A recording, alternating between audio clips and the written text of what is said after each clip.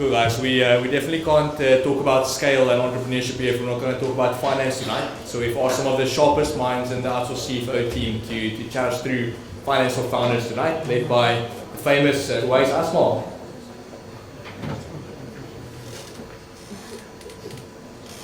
No pressure whatsoever. Can you all hear me? Just a shout out to Fred. I follow his weekly emails on Heavy Chef, and if you haven't checked it out, please make sure you check on the website. It's definitely good stuff if you're a founder. So I think as we bring in the chairs, I'll do a little bit of an introduction. Welcome to our session on finance as a growth engine for successful scaling. My name is Uwais Asmal, and I'm the Executive Head of Advisory Services here at OCFO. So we're here to help you to make decisions using the finance tools so that you can grow. And I've got an experienced panel here with me who've worked with many startups, many scale-ups. Damian is our Head of Cloud Accounting. He's got over 11 years of experience helping companies to scale up using cloud accounting tools, SMEs, medium-sized companies, and even larger companies. On my left here is Leanne Hoffman, who is our Technical Accounting and Tax Manager. And she's also got a decade of experience in technical accounting and tax matters. And as your company grows bigger, your accounting and your tax is going to become more complex. And there's no one that I'd rather have looking after my clients than Leanne. So she's the person that you need to speak to. And then my final panelist is Jacques, who is a director, and he's also got over 12 years of experience working with startups and scale-ups and helping them grow. So I'm going to jump straight into the meat of it because you're not yet here from me, you're here from them. I'm going to pick on Jacques first. Finance is a growth engine, Jacques. I want to put that question to you because how can finance help a business grow? Many founders say they only see their financial statements maybe a year after the financial year end, and just to submit to SARS. How can it help? How can finance help and grow? Yeah, thanks, Uwais. So I guess the old saying, if you can measure it, you can manage it, right? So I guess in that sense, finance, I mean, maybe in the way you described it, looks at more historical info. Obviously, the side to that is also looking at future indicators. So sometimes we speak about lagging indicators, that's past info, it's something that already happened. But then there's also the side of leading indicators. So looking at your finance can give you that leading indicators to see what is happening in your business. So it's not only past indicators like your financial statements and that, but to help you with decision making, like some of our speakers have already mentioned. So there's finance in that for the helps for decision making.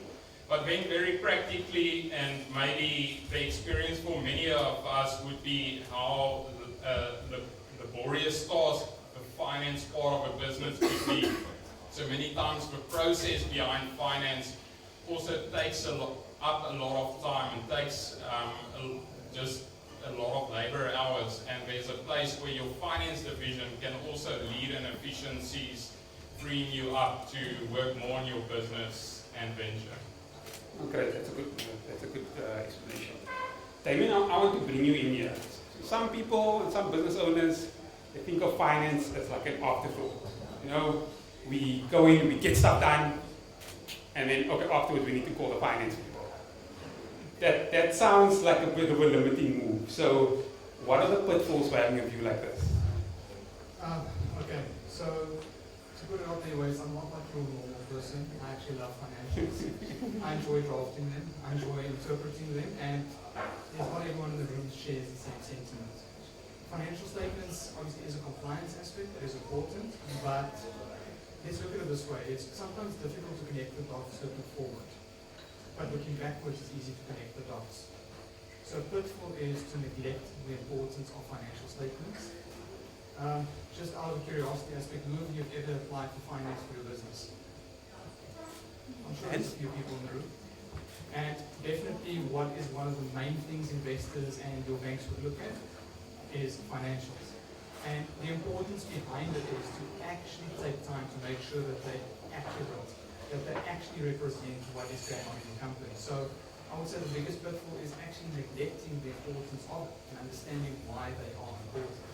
Because you can actually gain a lot of insight as to what happened and can manage it going forward? Leanne, let's bring you in here. So a lot of business owners, they see accounting and finance is very backward looking. I have to get my financials done to get SARS off my back. I know some of you are thinking that. But are they missing anything? Is there anything forward looking that they're missing out on? Can something help them make decisions? What are they missing? Thanks for that, Uwais. So backward looking sounds very backwards. That's all wrong, but sometimes reflection is good. So yes, as Damian mentioned and Jacques mentioned, you need your annual financial statements to identify patterns and trends and to reflect on them, because that will help you with your forward looking, with your forecasting, and with making decisions about the future. And also, yes, finances can seem backwards if you are old school. Okay. If you are old school and you're still doing everything by hand, but we're living in an instant society where you can actually have certain information instantly. Like we have amazing online accounting software systems like Xero, where you can have certain aspects of your financial information instantly.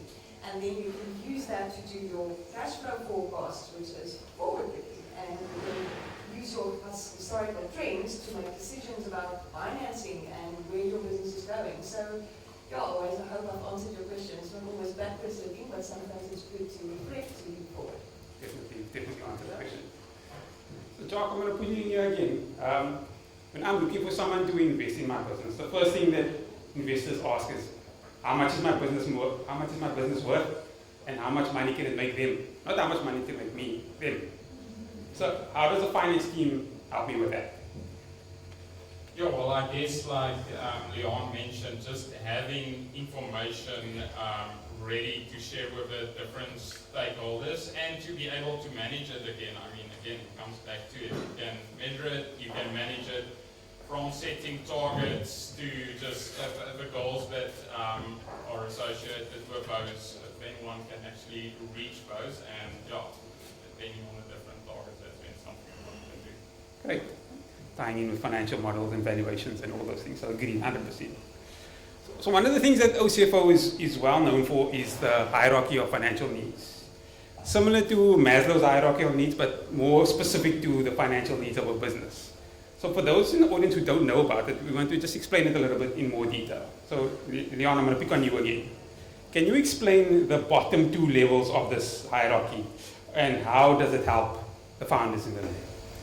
Awesome. Actually, we don't have a pyramid, but our bottom level of our financial hierarchy of needs basically consists of basic, accurate financial information. So how should we use this? Because basic, accurate financial information just sounds like a mouthful.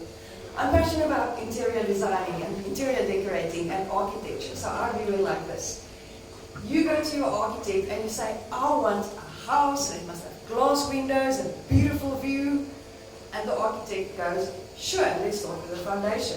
So that's how important your first level of your basic financial hierarchy of needs are. Basic, accurate financial information. You cannot do anything without it. You may have the vision of the house, but you'll never get to the actual house. Level 2, compliance. So that's where we all go, SARS, Companies Act. What's that? Can I eat it? Can I run away from it? But that's like selling a house. You need to go to your lawyers, and that's normally what we do. We go to the lawyers and say, I want to buy that house. I want to sell that house. You sort out the transfer duties and all the legal requirements. Can I buy the house without it? No. Can you scale and grow your company and get to the top, get to your beautiful house with your glass windows without being compliant with SARS and SIPC and the Companies Act? No. 100%. And not having that basic financial information is like just having garbage in and garbage out. Damian, explain the next two levels and how it helps founders specifically. Well, I'm going to be on the same meta for now as we are. Thanks for starting that off. So now on that whole house aspect now the next step is the standard operating procedure. How are we going about to build this house? Are we going to start building the roof? No. We need certain aspects on what is next. How do we do what we're supposed to do in the company? As all the founders that we have in the room here, you've got an exceptional idea of your business, but your business starts growing, becomes more complex. Now, your employees, your people that work with you need to understand how you do what you do, because you're not going to be able to either to explain to them on a day-to-day basis. For payroll, we do X, Y, Z. For sales, we do this. For marketing, this is how we do that. So standard operating procedures, yes, can be a bit of a schlep at times, but it is critical for you to actually understand how your business operates and that the people within your business understands it. Then we look at the next step, automation. So we're in an era now that we can automate many functions of your business. I just thought about it earlier today. I literally was at the office. I opened up my Uber app, called an Uber, and they dropped me off here. If I had to tell someone that 20 years ago, I can actually do that. What was it like 20 years ago? They would have said that you're absolutely bonkers. It would never happen. I can phone people in the US now via WhatsApp. So it's things that have fundamentally changed. And business as we know it, the processes that we have has fundamentally changed. If we look at what Xero can do from an accounting aspect, there's a lot of automation that it builds in. Look at what we have with Zoho as well. A lot of functions can be automated. So automation is how you can unlock more potential in your business. You can actually upskill staff members to do more valuable tasks than just number crunching. That whole step of processing can be alleviated through automation. Yeah. I like what you said there about standard operating procedures, and some people saying, it seems like admin, why should I write it down on a page? But if you think about it, if you don't write it down, where is it? It's stuck up here. It's taking up unnecessary mental space. And you need to do what you do best, not think about procedures in your head when you're trying to grow your business. Jacques, there are 3 levels on the top, and we know these levels can't be achieved sustainably without the 4 levels that Leanne and Damian mentioned. But how are they different to these other levels, and how do they benefit entrepreneurs? Yeah, thanks, Uwais. I'm not going to go on with the architect house example, but just to recap. So at the bottom of the pyramid, you have your basic, accurate financial information. Then we set compliance above that, and then you have your SOP, standard operating procedures, standardization basically. Then, like Damian mentioned, automation. So then you have your financial information. And that's obviously what we would normally speak of, bookkeeping or your standard accounting services or your financial statements all done. And that's many times where most financial functions end. It is just getting the info. But again, it comes down to you want to use that for decision making. So then the next level that we speak of is analyzing that financial information. And for business, then that comes to the next one that speaks to maximizing profit and cash flow. And like the saying goes, cash flow is king, right? So that's a big part in just steering the business, going through a lot of obstacles, is maximizing your cash flow and then obviously profit as well at the end of the day. And then on top of that, we speak of just then the strategic decision making that you can gain from getting all that financial information. So basically then using financial data to make decisions. So I almost want to put that to you. Are you using that financial information you have to make decisions? And that's basically the difference of the top. Thanks, John. In summary, if you plan on growing your business, use the financial hierarchy of needs to help you solidify and grow your business sustainably. I want to thank my panelists for sharing their knowledge with us tonight. If you do have any questions, please feel free to chat to any of us during the break.